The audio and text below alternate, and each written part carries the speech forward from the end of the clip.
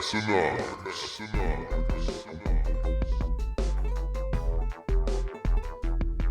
Welcome to Massenomics, the world's strongest podcast.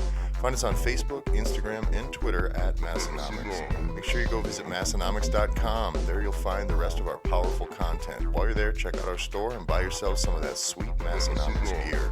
I don't know. I guess I didn't really think of anything on the way over here, but if you guys have any questions, sciencey stuff, I'm more than happy to delve into it if I know anything about it.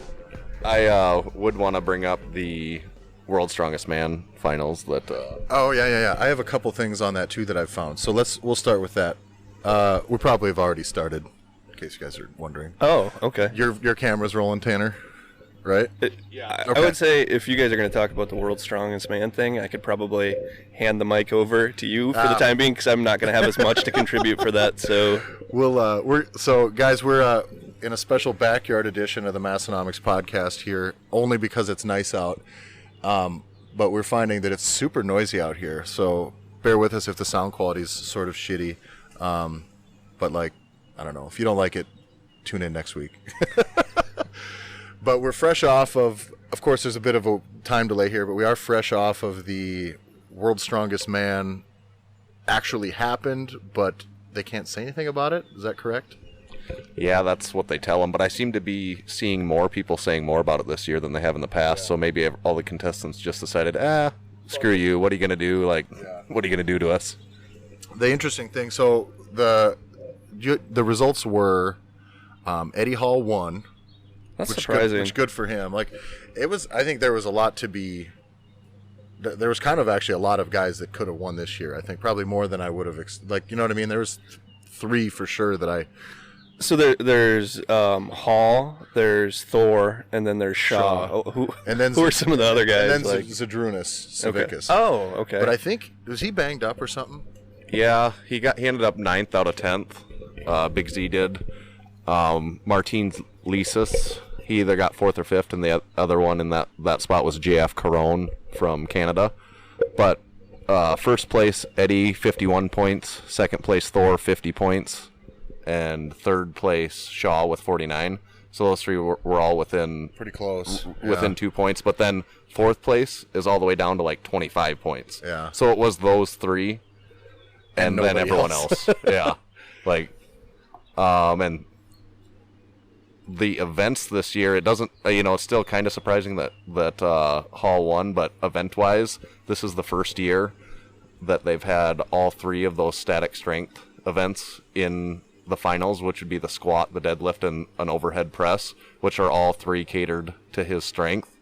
So there's some rumor or conspiracy that it's more set up for him to win this year. It's the first time that they've had all three of those events in the finals since 2000, or it's been 15 years or something like that. Now, also Eddie Hall just posted on his Facebook that here's the following. He said, "I can't say how I've done at World's Strongest Man, but I can say that I am now retired from World's Strongest Man. I'll still be on the British scene for many years to come, and I thank all my fans and sponsors and my family and friends to the moon and back. Massive thanks to my wife, who I dearly love and owe a lot of success. Also my manager, changed my life for the better, yada, yada, yada. Big love, the Beast." So... Why do you think he retired? Yeah, why would he retire? I think that's really interesting. If he's still going to be on the European circuit, do you suppose he's just fully fucking done with the Arnold too, or not? Well, yeah, I think it probably has something related to do with his involvement in his own strongman events. Uh-huh. Maybe that he's completely all right, I won World's Strongest Man. I'm the man now. Now I'm doing my own thing. Yeah. If you want to see me, pay your money to that's towards true. my event. I think it's something to do with that, and maybe it's just always been his plan to win once and be all right, I did it. I do know that winning that competition was the thing that he had to do, but I didn't realize that he was just going to one and done it. But whatever. The toll it takes on you, I think, to try to win that 6 or 7 times is probably not good for your long-term health. That was the other thing I was wondering. I don't think that's his thought process, but some people might be oh, that's enough. Now I'm going to try and not weigh 430 pounds and almost be dead. To me, like, I watched that documentary of his, and he seems pretty business-minded, and I could totally see him going the route of trying to set up his own and probably reducing drastically the amount of time he actually competes and just kind of maybe trying to set up his own kind of world's strongest man thing. And honestly, like you guys have talked about in the past, how kind of poorly it's run, and just the marketing for it's bad, and like I could definitely see him being successful for that and drumming up some legitimate competition and probably making money. Like maybe his goal is to actually make money. Yeah. You know? What a concept. Like set him up to the point where he doesn't have to work any other job for the rest of his life. And right, just in that documentary, he didn't seem too happy with like the routine he had and the amount of work and effort it took to maintain what he's doing. I'm sure none of them are super happy having to maintain that level of competition, but it seemed like a kind of a drag to him that he was going to be done with it sooner rather than later. Right. There was some drama. I don't know the specifics on it yet. I'm sure by the time this podcast even comes out, there'll be more details on that. But on the podium, apparently there may have been some walking off early by, I don't know if it was Thor Enshaw or just Thor. But Thor posted on social media, too, on his Instagram, that he was robbed of first place. He lost by 1 point in the Viking press. They red-lighted his last press that would have tied him with Eddie Hall for first in that event. They didn't count his last rep because they said he double knee bent or jerked it, I guess is what you'd call it. And if you watch it, I don't know, it's probably arguable either way, but he said he was robbed. So, and I don't know if he left the podium early or what happened exactly. And his post on there says, like, he's disgusted with World's Strongest Man, and, so it's...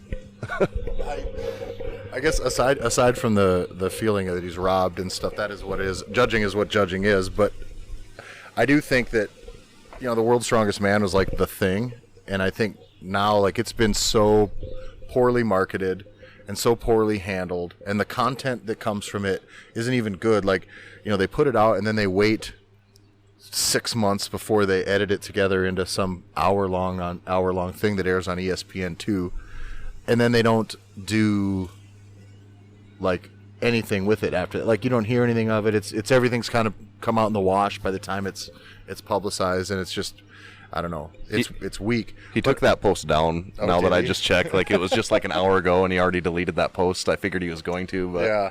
So I think that is I don't know. It's interesting, but my question too is, for the second year in a row, it's in Botswana, and I fucking don't even understand why was in Botswana for the first year at all, right? Like where are we going to have this premier strength event? In a place where, I could be wrong, but everybody that I've seen in that crowd weighs about 95 pounds and looks hungry. Malnourished. And you have these guys that are there eating like an amount of food that would be insulting to most of those people's families. And these people are not, I don't think that's like on their to-do list, is like going to go watch this. Because there's some of the events, there's like 50 people watching them pull a fucking airplane down the runway. 50 people showed up for that. And I think part of the problem is they do structure it where it's pretty spread out. What is it? It's like a 2 or 3 day preliminary, or however they do it, preliminary tournament. Yeah, I think altogether, if you're in the finals, you're there for like 2 weeks. Yeah, and then there's like 4 days off or something like that, and then they jump into, I think it's 2, then it's 3 days for the final. Yeah, that sounds right. And I think it's just like, things need to be marketed for TV and for the internet now. And I think Britain's Strongest Man, or was it Europe's Strongest Man, where it was just in a stadium, it was 1 day. Yeah. And they're not going to probably be able to deadlift and press the super high numbers because they're doing it all in 1 day, but who gives a shit? At some point, if it's going to matter, it has to matter to the fans, and having basically the information about it kind of just trickle out for 6 months before it shows up on ESPN in this really watered down version is just not good for the product. And I think the product's been getting worse, truthfully, and I think it's a problem with the sport of strongman on almost every level, is that it's not set up for the audience at all. And in every competition we've been to, short of the one that we did, because we're exceptional at these types of things, they're all like 8 or 9 hours long, and it is more about the athletes proving to themselves and to each other and all that cute stuff. But if it's not a spectator sport, you can't wonder why there's no money in it. Yeah. So at some point, it's got to be shined up so people are interested in watching it.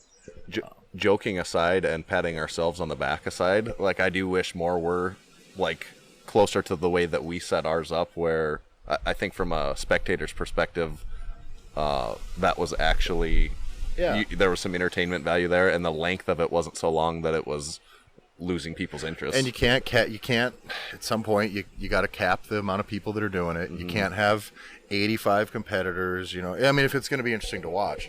Right. Otherwise, you can have those little tournaments to weed the people out. But at some point, you need 10 to 15 competitors, and it's got to move. Ours was 2.5 hours long. Yeah. So that was still long. Mm-hmm. You know what I mean? If I went to a thing somewhere, that's a long movie to go to. Yeah, definitely. Yeah, and I mean, ultimately, like, if you're not catering to the fans and, like, the experience, why are you doing it? Like, I mean, anything that's professional sports, I mean, ultimately, it's to make money, you know, and provide a good product for the fans. So it's like, if that's not done with, like, the primary goal in mind, why is it being done, Well, and then the thing is like, then why like, people are always astonished at how little money is in the sport. That's why. And it's like, well, that's why. Yeah. Because nobody other than the people doing it give a shit. And I think that's a pretty important thing for them to realize. I think that its visibility, the sport of it, is really high, but I think World's Strongest Man itself is at a point in which there's so many other sports and programs out there that do such an exceptional job. Right. If you compare the media materials that like CrossFit puts out throughout the course of a year versus what comes out of World's Strongest Man, and it's just night and day.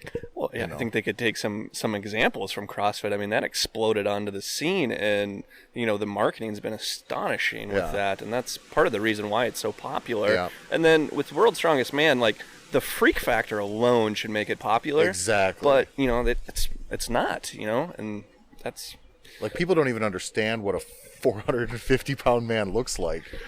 That picture I took of you at the Arnold Classic, I think it's crazy because I tell people in that picture, I'm like, Tyler is 6'6" and 300 plus, and he looks like a child next to this guy, and it's crazy. It's absolutely.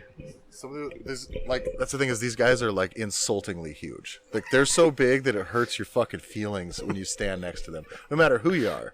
Because I'm a big person, and I was like, fuck. Like, I guess I just suck. And I couldn't imagine being a regular sized person next to that. But I did see, I don't know, Tanner, we haven't even talked about this, and I was meaning to bring it up a couple weeks ago. So no better time than now. I got an invite to something on Facebook. Have you ever heard of, and I want to look it up so I know I'm right, called the Static Monsters? Have you seen that? I want to say it's out of Australia. It's a really interesting concept. So what it is, it's sort of a strongman competition structure that's standardized. So there's no variability between events and weights, and the whole point of it is to treat it kind of like you want people to do with powerlifting, where anybody can compete. You want to get people in the door and get started and enjoy competing. So it's very simple. There's an axle deadlift from a fixed height, and it works more like a powerlifting meet where you call your weight, you come out, and you do your deadlift. And your score just is what you get, 3 attempts or whatever. So everybody pulls from the same height, or it's adjusted from the same height. Yep. So it's like a lot of these are like 18 inches probably. Well, to me that doesn't seem standardized then, because people with different leverages are going to have advantages to that. But that's the way it is for every. That's the way it is. As far as everyone's lifting the same thing on the same implements. Okay. And then there's a log press, which I believe is, it's a fixed diameter log, Anyway, so it's only 2 events. So it's just those 2 events. You come in, but that way everybody, because the problem is if a lot of people who maybe are interested in training strongman or like tinkering with some of the implements are never going to be able to compete at all, because most of those competitions, depending on your weight, like, you could scratch every single event. for the most part. So I thought it was kind of neat. I don't here, Tanner, take the mic here. But what are your thoughts on that? Well, I was curious, does that have a big following, or like that page, for example? Is there a lot of people that... No. Okay. I don't think so. They have 551 people follow it on Facebook. Now, that doesn't mean anything, probably. But the concept they have, and they're in like a lot of countries. Like they have competitions, and I'm trying to think they'd maybe do it similar to the kind of like the CrossFit Open, where it's like all the events kind of happen within the same couple of weeks.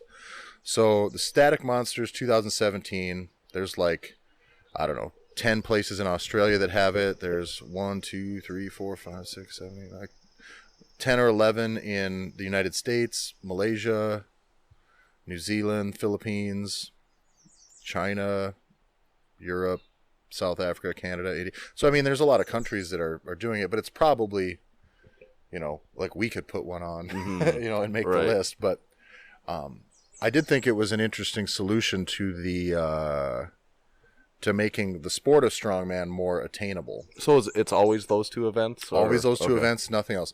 So here's the way it works. Scoring works. It's your heaviest log press plus your heaviest deadlift competed.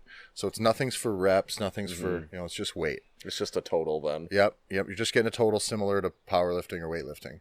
The log lift, you have 3 attempts to lift whatever weights you want. You have 60 seconds to attempt each lift. In the axle deadlift, 3 attempts, 60 seconds, no sumo.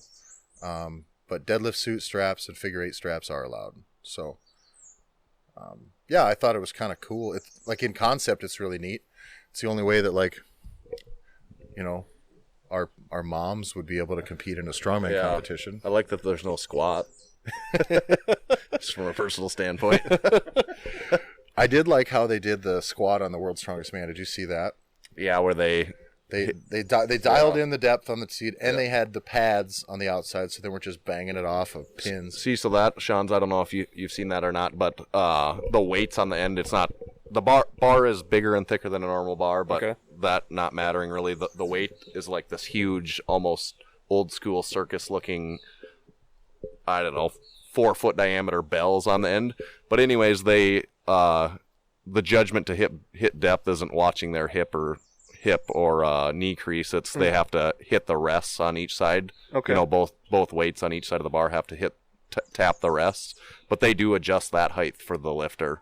Okay. So like before they go, they determine what height that's going to be for them. Whatever their judge is, whether it's parallel or whatever they consider. But so in there, they do change those rests.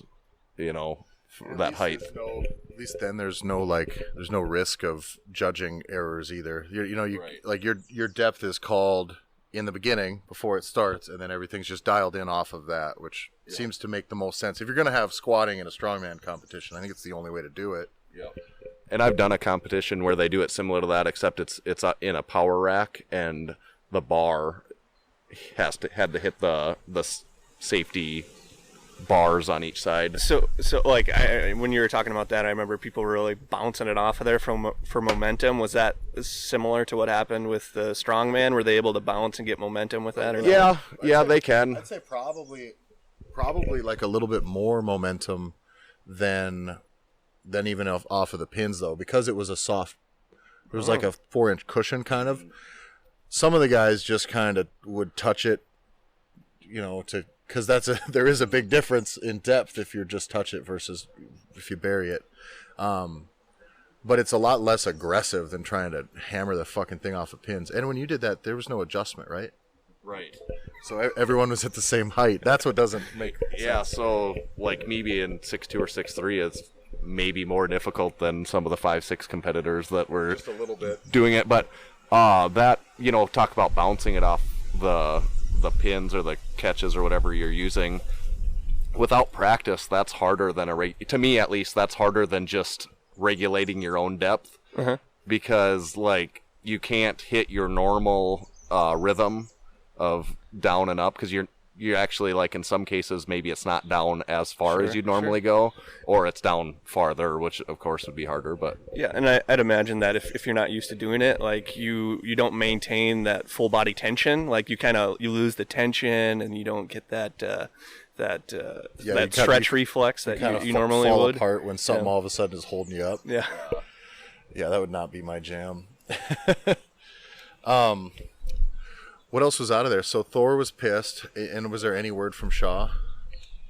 I don't know if there was. I just heard there was some drama on the podium, so I don't know if that included Shaw also. But we probably don't care too much about the particulars of the events. But the couple things that I noted was that Hall did win the deadlift. He deadlifted 1,040, and then Shaw and someone else unnamed tied for second. I was assuming maybe it was Thor with 1,014. And then on the truck pull, I thought it was really weird that Shaw got sixth, that would normally be a really good event for him. Mm-hmm. So he lost, like, that's potentially something he would probably get, like, second in, maybe behind Thor. Which might be enough to do it. Yeah, that would be a lot of points right there. So I'm really curious what happened in that particular event. Mm-hmm. Other than that, I don't know if, Hall won the Viking press, and I don't know who won the squat. I did hear that Big Z did good in the squat, which doesn't surprise me, but I'm sure Hall did well. Did you if see not what won. Hall did? No. So the squat was 700 pounds, and Eddie Hall did it for 15 reps. Yeah. Like, what the fuck? I was like, and during the whatever, what do they call it? The preliminary. Yeah, whatever, the opening rounds or whatever opening rounds, they did it same weight. And like guys were kind of sandbagging because they just had to win out of their little Heat to their make little the finals. group, And so Halfthor did like 8, and I think Halfthor did like 12 or something like that in the final. But a lot of the guys who were really good were just kind of sandbagging that in the opening round, rightfully so. Yeah. But 700 for 15 is. We talked about it one time with Tommy on here, and I would really like to see Eddie Hall do a powerlifting competition and see what he could deadlift, like no straps, and then what he could squat. And they were able to wear squat suits on their squats. That not all of them do, but they were able to wear squat suits, and they can wear deadlift suits on the deadlift. But still, that's fucking insane. I did think it was interesting too because they said Shaw and Halfthor were also the biggest that they've ever been coming into this one. And I don't know if we talked about this with you, Austin, but remember Thor at the Arnold? he looked big. He looked pretty big, right? he was actually Stan Efferding said he got Halfthor up to 455 for the Arnold. Now they said both him and Shaw were about 20 or 25 pounds heavier this year than they were last year. And I don't see neither of them with it. Maybe Shaw probably can't continue to put on 25 pounds just because he's more thick. Yeah. But like Halfthor has abs at 455. And so at some point, if he wants to really do it, like kiss them goodbye, put on another 30 pounds this next year. Like, could we see him at 500 pounds in a couple years? Like, is that possible? Yeah, that was literally before you guys were starting to talk about that was my thought. I'm like, are we going to see someone at 500 pounds? Like that's I don't know. That's insane to think about. Someday though, I mean, it's probably without a doubt. Yeah. Like, I mean, it's not going to go backwards, right? Yeah, I'm sure. Like we'll probably see someone maybe an inch or two taller that at some point is going to be able to add to their frame like that. That literally is like borderline giants. 7 foot tall, 500 pounds. That's not like numbers that Bill make Kaz sense. was right, man. 200 foot tall men. Oh shoot, I have a really funny Kaz story, but I can't say this one on air because it was on another podcast. But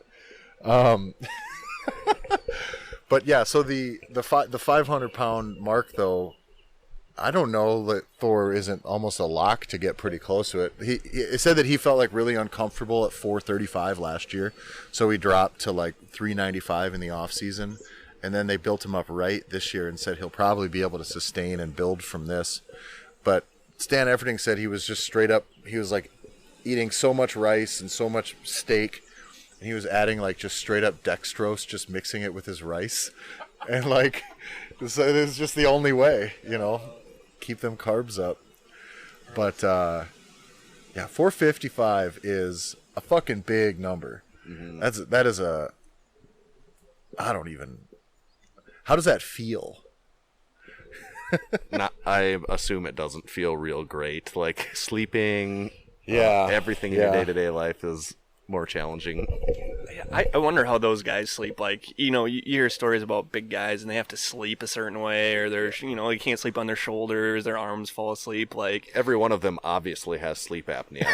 Like, of course. sure. Right. They probably all have high-level CPAP machines. They have to. Yeah. That was one of the things Stan Efferding had said too when he kind of took over with Shaw's or with Halfthor's stuff, was that he got him on a CPAP, he corrected his sleep and changed a few diet things and didn't touch anything with his training. But they said he had him got him on the CPAP. No more traveling overnight. No more red-eye flights. Like, he just goes a day sooner. No more getting up at 3 a.m. to catch a 5 a.m. flight. No more flying somewhere and then trying to get food there. They just said, like, his whole family had to get on board and just be like, you're cooking for him, you're packing the food, you're mailing it to him. Like, everything's got to be dialed in tight. But they said, like, he said, a lot of those guys, their sleep, like, they all have sleep apnea. They all have to have a CPAP. Because Jesus Christ, I mean, but I even feel it, like, I do sleep on my side because that's how I prefer to. But if I lay on my side, like, I am changing position 30 times throughout the night because my hands go to sleep, my arms fall asleep, my shoulders will start to hurt.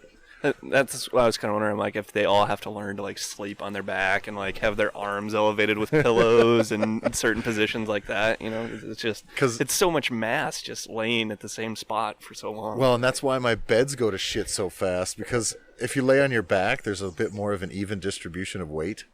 But if you lay on your shoulder, that's most of my weight on one arm just digging into my fucking bed. And that's why I have, like, Tyler-sized hole in each side of my bed, because we rotate it just to keep the hole even. But yeah, I'm like a two years on a bed. It's about the most I get. Tanner, how's your bed looking? You said you rotate it. Does the top of your mattress have a... You're literally talking rotating it, because you can't, like mine, you can't flip it over because the top is different than the bottom. Yeah. Yeah, which sucks.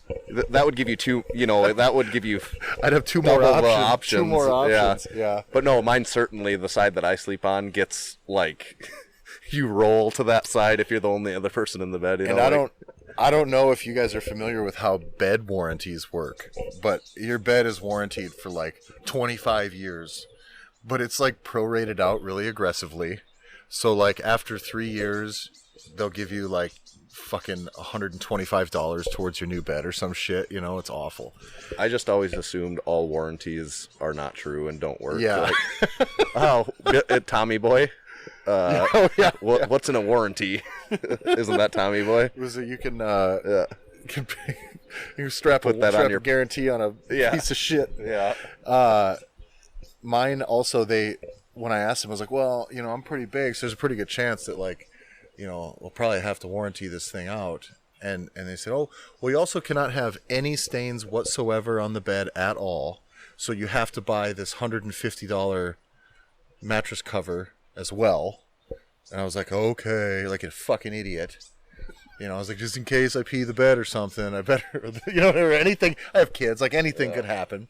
And so they suckered me into another $150 to try to preserve this warranty. And then I find out that the only way that basically you can get it changed out for what I need is they have to be able to lay like a level across the bed, and where your hole is, it has to have a 2-inch dip in it. Like, so there has to be 2-inch deviation from but as it's just sitting, not like when I get out of the bed, not when I get in it, and not like fucking, and it's also a pillow top. So your odds of, like, that kind of fluffs in the difference. Yeah. So I'm never, ever going to get warranty on his fucking bed at all. And I'm just going to have to buy a new bed every 2 years. Just wondering if you guys have been real cavalier with your mattresses and ever removed the tag. Isn't that a felony? No. What is that all about? Okay, so I think I could be talking out of turn with this, but I'm pretty sure that I looked this up once. It actually means that the mattress, if you read it right, it's like mattress cannot be removed except by the consumer. meaning you can remove your mattress tag, but fine print. the store itself can't remove it. And what's the point of that? I cannot fucking imagine why that was ever legislated.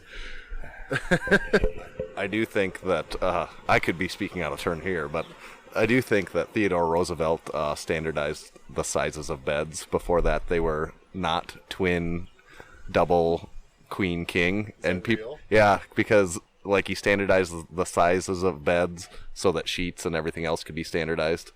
Yeah, because otherwise they were just whatever size people wanted to make them. That sounds like a role government needed to step in and fill for sure. Jeez. I think that is really interesting because, like, how much extra money would there be? You remember when cell phones didn't have just the iPhone charging cable and the Android charging cable? Yeah. It was a fucking free. Like, companies were making millions of dollars, and there was hundreds of them because you had to have a fucking. If you had a Nokia this or that, you had a very specific charger. And if you had the Nokia from the next year, you had a very specific charger. And you needed a car one and a wall one. And now it's all gone, which is, I think, is super. But they basically did the mattress equivalent of that, which is great. But you could be making fucking, like, instead of making 5 different sizes of bed sheets, you could, I mean, think of your product offerings. You could have such a diverse lineup in your bed sheet company, Schanz. Well, I mean, I think for the consumer that it would ultimately be better. Like, you could get everything to specification as you wanted, not just the standard full and twin and whatever. Like, measure it out and get the exact custom. I read about this new mattress company. Like, they mail it to you, and like you like unfold it, and it's all kind of custom like that. And I thought that was probably the coolest thing I'd ever heard. There's actually probably like 10 or 15 companies now that do that. They'll mail you. It's like a memory foam mattress packed in a box, super tight, and you open it up and it just yeah, and yeah, like basically, like every podcast I listen to is sponsored by one of those companies. That's what that's how I heard about it. One of the podcasts I listened to, sponsor of the show, and I was like, wow, that's kind of crazy. And everyone's probably wondering right now what this has to do with lifting or training, but recovery is probably the most underrated.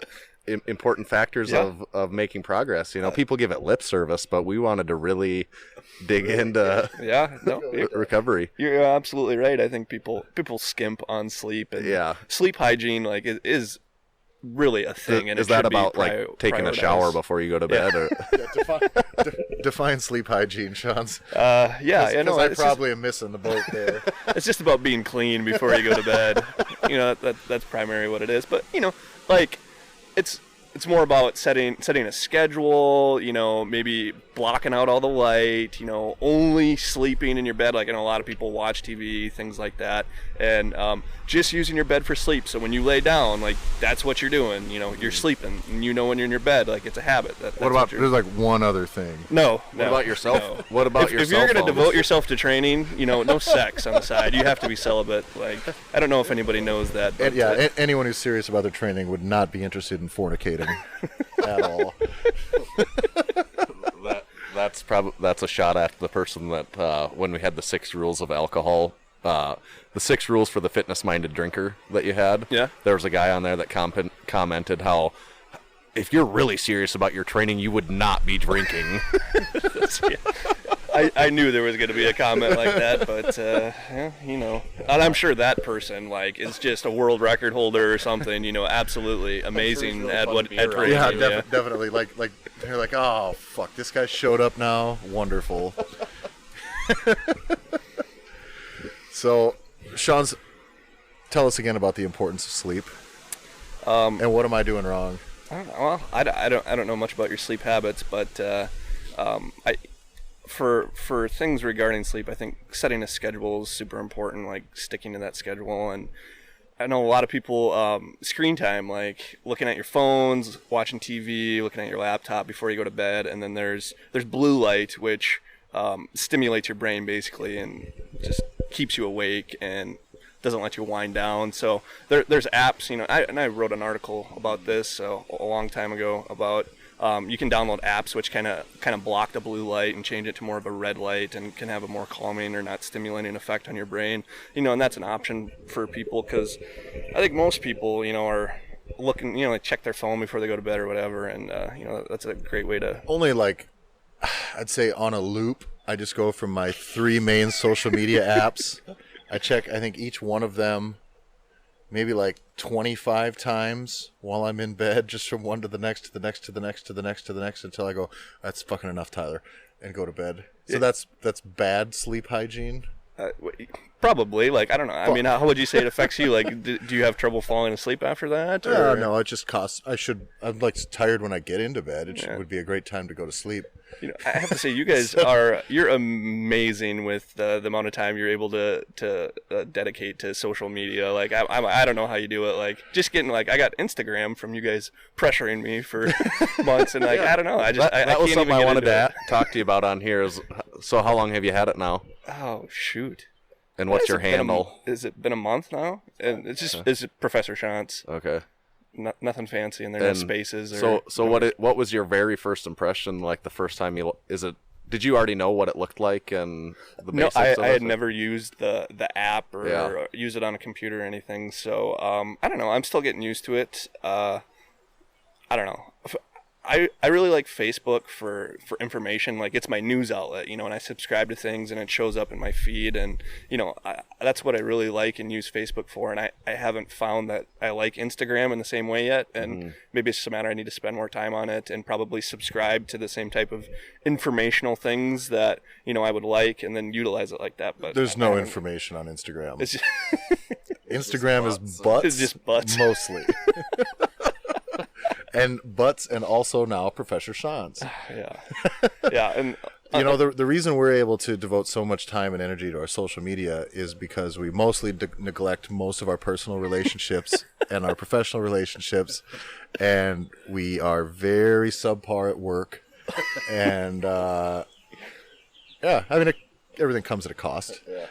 Yeah, and then, just Massenomics posts, and without fail, you guys share every single post and every single Instagram, and I'm just like, it's truly amazing. Like, I don't know, like, when I have to go out of my way to share a post, I'm like, oh my god. I agree. It's pretty amazing what we're able to do.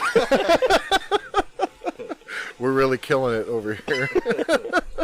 My wife does not share your opinion of how amazing I am at using so much social media. Tanner, how's that going with you? Yeah, she'd be in the same boat, like less impressed than you for sure. I mean, but I suppose I get that, but just it's dedication, dedication. Something's got to be said about that. It is interesting actually with Instagram though. Like, aside from the butts, it's mostly the butts, but like there is like nothing that happens now in like the world of fitness does not get piled through Instagram. That's why we were like, Schanz, you have to do it, because that's where, like, you remember going through the Arnold, a lot of it was like, so many of these people are only popular or famous on that platform, which is crazy. You can get famous on Instagram and have done nothing. Do you think that's... Which is great. We're all hoping for that. Do you think that's primarily just because the consumer would rather look at a picture than actually read something? Yes, I think so. No, I really think so.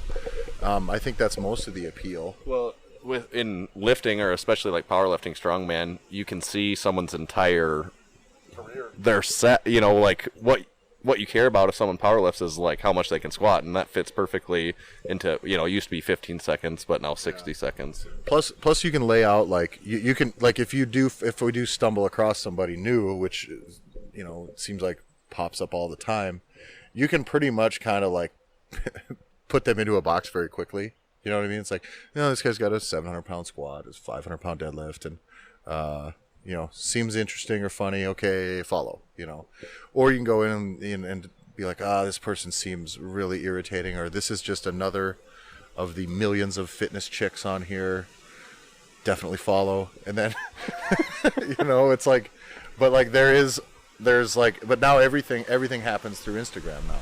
Like, there isn't another platform, I don't think.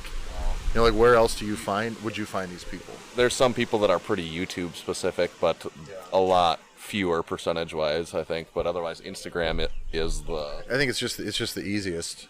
I mean, not anybody, but it's probably the easiest route to getting 100,000 followers. An interesting thing that I've been seeing is people using Snapchat for marketing now. I don't know if you guys have seen this, but like I have. It seems difficult. It seems like it would be a little more difficult, but it is interesting.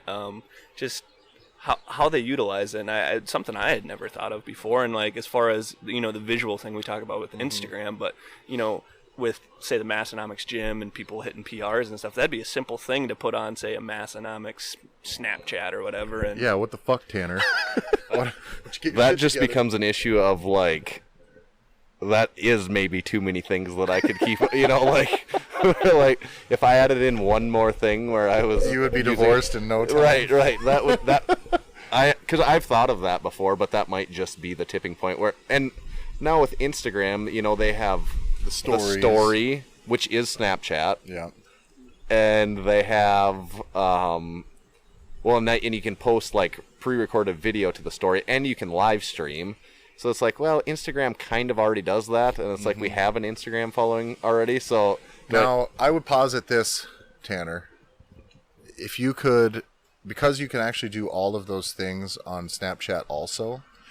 Because you can do pre-recorded video now from your camera roll onto your feed. Is I think you could just do that with a Massenomics Snapchat. The weird thing I tried setting up a separate Snapchat account, and they still tether it to your fucking phone number.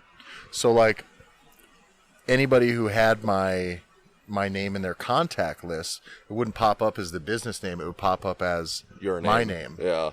And it's like, well, I don't really want that. And I don't know how far that goes, but I guess that's all that aside. But yeah, the one more thing becomes tough. Yeah, and then it's like, well, I want to record this. What? And that they both allow you to record one thing and upload them, but it's just like, what do I record this for? Is it for Instagram or Snapchat? Exactly, or I gotta choose. Yeah. Not to say it could never happen, but as of right now, it's just like one step too far for me. It's good to see you do have a line that you have drawn. Yeah. Well, it's just literally I couldn't keep. Well, and then if you spread out thin across 5 things, is that better? Or is it better to be more regular on 3 platforms or something? Like I don't know. I don't know the answer to that, but. If we had like a video intern who would just we need a marketing person who just followed us around. Can we fit that into our budget? What's budget? Why do you got to bring a budget into this? There's money in this thing? Yeah. But I think it is interesting. But yeah, a video intern would be super. If I could envision it, it would be like we'd just have a dude who was interesting but didn't talk too much, just followed us around and filmed everything, and he could handle at least the Snapchat portion of it and edit all of our video. That'd be nice. Like the podcast stuff and all that stuff. So again, if you're looking for a job that doesn't pay you any money, and it would be a full-time job. I feel like maybe Tanner would have a little bit of trouble relinquishing the creative control because there's kind of our own spin that we when we post something on Facebook, we have our own humor spin that we like to inject. And trying to be the right person. Trying to find someone to match that would be incredibly hard. It would be like. We could certainly let them do all the grunt work of it, though. like not the non-fun stuff. All the creative ditch digging, like fucking editing video. That's the worst. You guys, it would, and I also envision that selection process being very, very fucking complicated. You ever see that episode Always Sunny in Philadelphia where they try to like hire their own replacements? Yeah. And so they're like Max, like, I need the buffest. He like would only pick the guy who's gonna pretend to be him, be like the biggest, beefiest fucking beefcake of a dude. He's like, no, this is gonna be me. He's got to be fucking jacked. And Deez was like trying to find some supermodel. So yeah, that selection process would be very complicated. So Schanz, you are also not very active on Snapchat. Nope.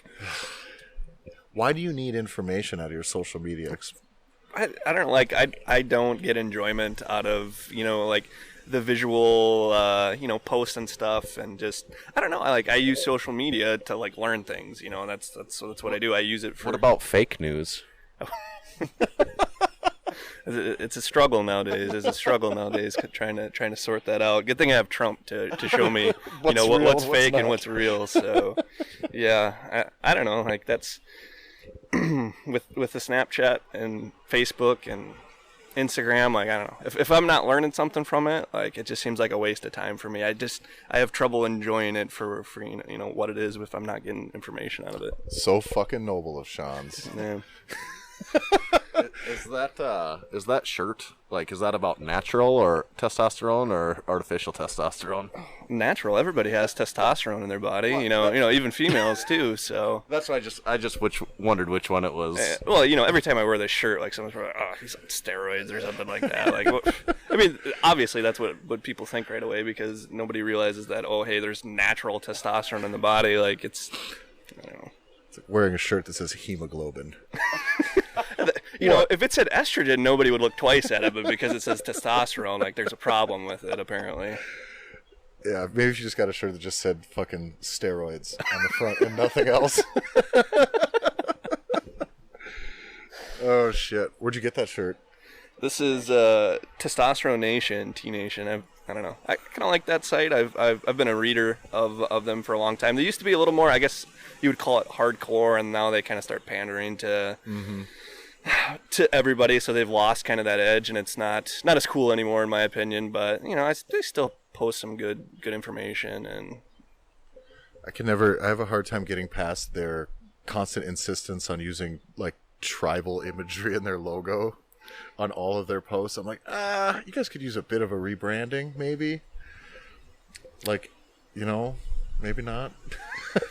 yeah, I don't know. I guess it's not anything I've ever thought of. Do you follow them on Instagram? No. Okay, you'll see it. Follow them on Instagram. You'll see there'll be just like a post with a quick little blurb and then like an image that looks like it's from like 1993. Like, who the fuck is running this? It's shit? not on this shirt, but I have another one of their shirts, and yeah, they have the T and the tribal, and yeah, they do scatter that everywhere, I suppose. Yeah, that sucks. You know what logo doesn't suck? Massenomics. I think it's way cooler than Teenage. Do we have the? Do you have the shirt here, Tanner? Is this yours, Schanz? Yeah, that will be mine. We have the dude tank. The bro tank is in. You guys should definitely be ordering that. Faux show. I don't know are we close enough to it? I don't know, but this is the best I've seen Tanner look. He probably should have done the whole episode like that. I was just going to hold this up for like an awkwardly long amount of time. So that's in the store. They are, Ryan fucking had a pretty serious deadlift PR in his, like day one, right? 21 pound deadlift PR, Flying Ryan. Previous best was 606, and he pulled 627 because he turned 27 that day. Is that why he picked that number? Yeah. What a nerd. Did you? So wait a minute. Did he have to get out the single plates to make that happen? Really? Yeah. Oh my gosh. I just thought that was like a convenient thing that maybe worked out with like the weighted. No. He's gonna be creeping up on you soon. What if you've pulled 700? 700 for that's a the single. most you've ever done? Yeah, I pulled that once and pulled 675 on a couple occasions and 700 for one. Yeah, he's gonna be gunning for you. He's a Well, little I bit guess younger too. if I'm gunning for 775, then is that your no, goal? I mean that would be the That's the difference. that would be okay. and I picture myself maybe quite a ways away from that, but Sure. But I hope to not remain stagnant. That's I would hope But so. yes, that's why we do this. And he pulled that well. It was a good pull. And funny thing about that is his training ever since his last meet, where he pulled 606 at that meet, and since then, which that was in March, so it's been a couple months, I guess, since then, and he's been doing nothing but sets of 10 for all of his training. Yeah, most of it was 10 sets of 10, so much like German volume training right there. So like 40 or 50% of max training weight, and then he went to eventually some like 5 sets of 10 and some 3 sets of 10, but he has not pulled he has not even pulled 400 pounds on the bar since the last time he pulled 606. And he came and pulled that 627 then. So I was there the day he did that, and I was, we were talking about it before, like, what do you think this is going to feel like, or do you feel good, or, how do you feel? And he's like, I really don't know. I haven't even had 4 plates on the bar for 2 months, which that's just, it's not shocking to me or overly surprising. It makes sense, but it's just weird to think about that, I think. Yeah, from a hypertrophy standpoint, like, definitely makes sense. And, just gaining some muscle mass and whatever. I don't know if he's put on weight since he's been doing that, or I think his weight he's eating a little bit less, and I think his weight's been pretty stable. But yeah, I think I don't know what the rest of his training looks like, if he's just deadlifting like that, or if the rest of it, yeah. Okay. Yeah, because it's interesting, like, from like a neurotransmitter standpoint, like central nervous system, and trying to keep that amped up when you're going to pull, a max in 1 rep, and he must not have had much drop off from that system, I guess. I also thought it would, for me at least, being familiar with something heavy goes a long ways too, though. Like if I pull for something, like, then I know I can pull a little bit more than that. But if I haven't touched anything more than 300 pounds, 400 something is gonna feel fucking heavy. Yeah. I just assume. But yeah, I thought that was really interesting. That was my first question when he hit that. So are kind of light bulbs going off in your guys' head? When was the last time you deadlifted heavy? What the fuck? And he hasn't even worn a belt. Like, his training percentage has all been so low that he hasn't even worn his belt once. So even that for me would feel a little weird, like not being familiar with my belt or pushing against that for that long. I think squats definitely, like, the musculature, the quad specifically lend itself to, like, volume type training, but I don't think the posterior chain does as much. That's interesting that he's gotten such success with that, and maybe it's a matter of he's doing all of his training that way, and maybe the quads did grow or whatever from that, and that certainly contributes to your deadlift. So I was talking with him after, was it Friday, and I these numbers might be a little bit off, but I believe it was like 9 months ago, something like that, or maybe less than a year. I think it was still less than a year that he had pulled like 535 was his max. So he's like almost 90-pound increase in his deadlift in like fucking, I want to say since like September. And he's in the levels where you're talking like 500 or 600 pounds. That'd be more expected. Yeah, if you're going from 200 to 290, like at a more beginner level.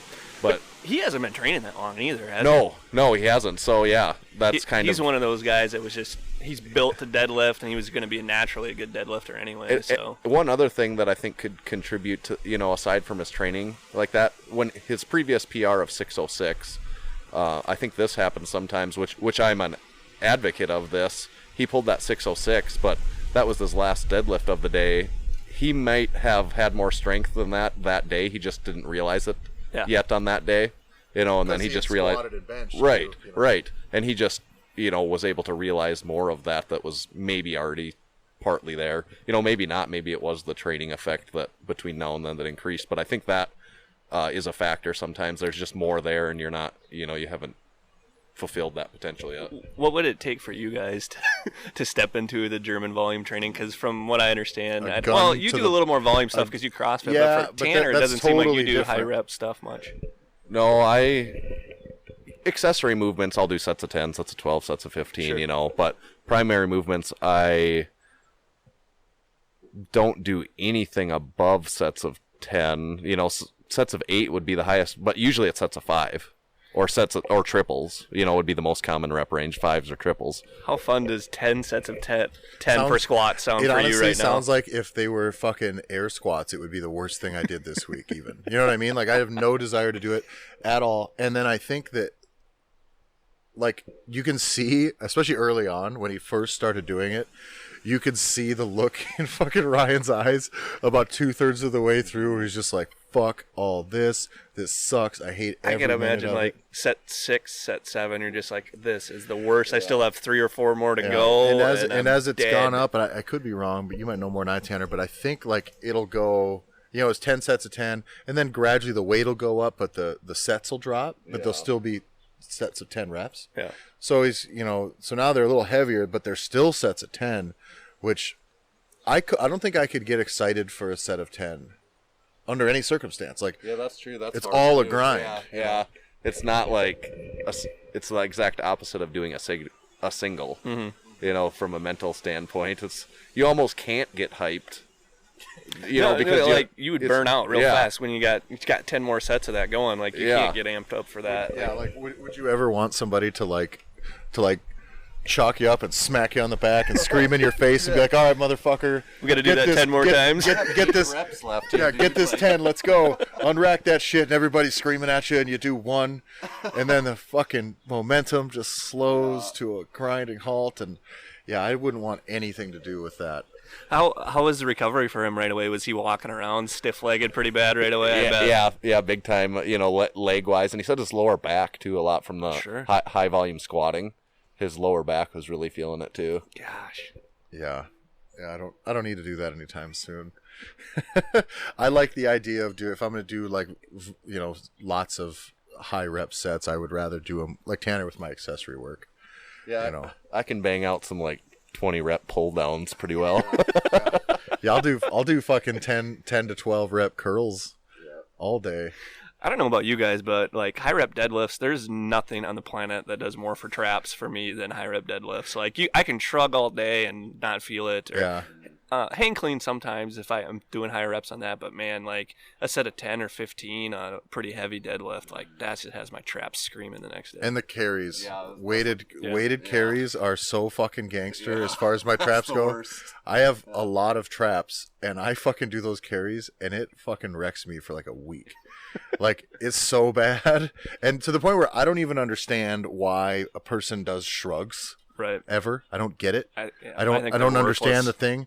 I don't believe that I could hold in my hand enough weight to give me any difficulty shrugging at all. It doesn't feel like that's the way the muscle's supposed to work at all. But you lock in with like 500 pounds in your hands and just start walking with it, and Jesus Christ. And you only got to do it once. You know, do it for as long as you possibly can go, and then you're good. Hope someone else is there to help you put the shit away when you're done. I'm kind of disappointed. I don't train in a gym where I'm able to do carries like that, unfortunately, and that would be fun. Are you still a YMCA guy? Unfortunately, it's an awful gym. Is that training. A convenience thing, or is there anything near you that's? They built an Anytime Fitness near which is probably worse. Yeah, I don't think it's any better. The Y is actually pretty, like, their squat rack's like a fixed level, like. Oh yeah. I mean, and so like if you're short, like you're bottoming out on it, and it's shallow. Like you just feel like you're caged in there, like and you don't have enough room to squat freely. And I hate it. Like I wish I could train somewhere else, but there's not really a lot of options for me, unfortunately. Well, you see my garage set up in here. You can get yourself one of them. No, be good to go. I do use the gym to at least feel somewhat like a social human being. Like, oh, I'm around people, and might that's not be talking to them. But... Right. I'm around them. I got my headphones on, and I'm secretly judging all of them. But here I am socializing. Pretty much. So, well, I think we're about to wrap up. Do we have anything else we want to get out there, Tanner? I don't think so. All right. Well. Unfortunately, this seems like the least sciencey episode I've ever done. Oh, that you've ever done. Yeah. Believe me. This is like still towards our top end of science. This might be the most science we've had on the podcast since the last time you were here. So nice. Well, I think that'll do it for us today. We've got if you want to help support the podcast, make sure you go to Massenomics.com. There you'll find the store. Buy some shit. There's a Weekend Warrior, the lift shirt. There's also going to be we're going to have those hats out pretty soon. They've been ordered. So we're going to get the lift logo on the hats. It'll be a black flex fit hat, a navy blue flex fit hat, and then this hat that I'm wearing only with the lift logo. Yeah. Those will be our 3 stocked options. And we've got the dude tank. We got the ladies shirt. We've got all the original stuff is in. There you're also going to be able to find our old podcast episodes, all our articles, videos, all that good stuff. Make sure you go to Facebook, follow us on Facebook. There we'll keep you in the loop on all the new stuff we do. What about iTunes reviews? Did we have any of those? No, we did not. And this is our first week in a while where we haven't had a single iTunes review to go over. So I wasn't. I just double checked right now to make sure we didn't have like a last minute. So if you have been listening to this podcast for any sort of amount of time and you haven't left us an iTunes review, do that or go fuck yourself. I did get one. Is it a European review? No, I did get one like text review to me from a friend that had never listened to the podcast before. Yeah, and this is from Joel. Oh, God. He said, "You Three Stooges should just sell your podcast to distraught single mothers who struggle putting their baby to bed without the sound of a deep monotone male voice." Hey, every kid needs a father figure. I got a good laugh out of that. I knew it was going to be good. It Yeah. did not disappoint. He did say, but seriously, it's good shit. After that, just so I was sure that he's not just completely being mean. No. He doesn't even lift, bro. Yeah. Massenomics so much. He used to doesn't though. even- He had a 300-pound bench at about 150 pounds body weight. So He's got to be. How many people do you think listen to our podcast or read Massenomics who don't work out? Like, that's got to be a very, very small. the people that know us personally, that I suppose. But are there? like my mother, and probably like some of Tommy's, maybe Tommy's mom. Interesting. Yeah, if you listen to this podcast and you don't lift, leave us a fucking iTunes review and tell us that. Like, I don't lift, but I don't still lift, listen. but you guys are great. Yeah. Or I don't lift, but you guys sure suck. Whatever, but just leave it and make sure it's got 5 stars. What else? So we covered iTunes, we covered Facebook, we covered the website, youtube.com/Massenomics. Subscribe. You can get a hold of all of us on the Instagram now, including Schanz at Professor Schanz with his CH. And how do we spell that? Yeah, that's Professor and then Schanz. And this, I was excited because it was going to be the first time that I just don't sit here like an idiot when everyone goes around and says where you can find them. So I actually do have an Instagram with an entire 3 posts. Well, by the time you're hearing this, he'll probably have like 50. We're going to start spoon feeding him posts now. We're going to need your login information and everything. We're going to send out really creepy DMs on your behalf. I was gonna pimp one of my articles that's coming out. When's that peanut butter article set to release? Do we have that in the bullpen? It's in the tank, yeah. Yeah, it's in the. I was thinking as we were talking that we never about your computer lights and bedtime sleep. We never officially released that article on the website yet, so we could probably we'll bump. If you're listening to this podcast, I'll put that article out like the same day or something here, so that. Well, I got another sleep one that I wrote, and I don't think I've uploaded that in the draft form. So we have a couple sleep art that would actually tie into this that we could probably release. Yeah, I got to get that one on the website probably. But that peanut butter article, it's going to be very controversial. It's 8 reasons to not eat peanut butter. So I know that's like a sacred cow of the fitness industry. Everybody loves peanut butter for some reason. So I wanted to take a stab at kind of deconstructing that sacred cow there and show some reasons why maybe you shouldn't be eating peanut butter. So it's going to ruffle some feathers, that's for sure. Just another piece in the Sean's Ruins stuff file. Sean's Ruins things series. Yep, that's what I'm here for. It tells you the things you don't want to hear. Like, fuck. Like, no, you probably shouldn't drink seven shots and eat that peanut butter. And none of it's ever stopped your me. sleep sucks. But it always makes me better. feel bad about it. Well, that'll do it for us today. You can find me on Instagram at Tyler Effenstone. That's Tyler EFF and Tanner. The official Massenomics Instagram at Massenomics. I'll be bringing the heat there. Oh, that we have catchphrases now. Yeah. So we need to work on that one. his is so good. I'll be bringing the heat. His is bring the heat, and mine is still in flux, so I haven't quite pinned one down yet. So they've all just been really bad.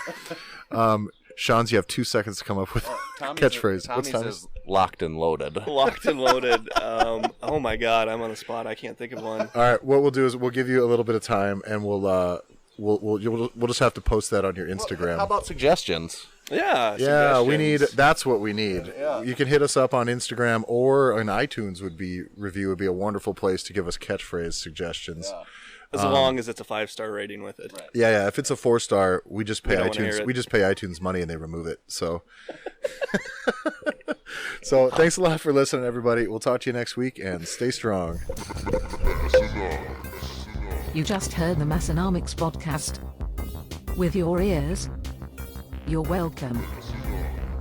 Check us out on Facebook, find us on Instagram at Massenomics, and make sure you visit Massenomics.com and buy some of that sweet Massenomics gear. From your friends at Massenomics Studio, home of the world's strongest podcast, stay strong.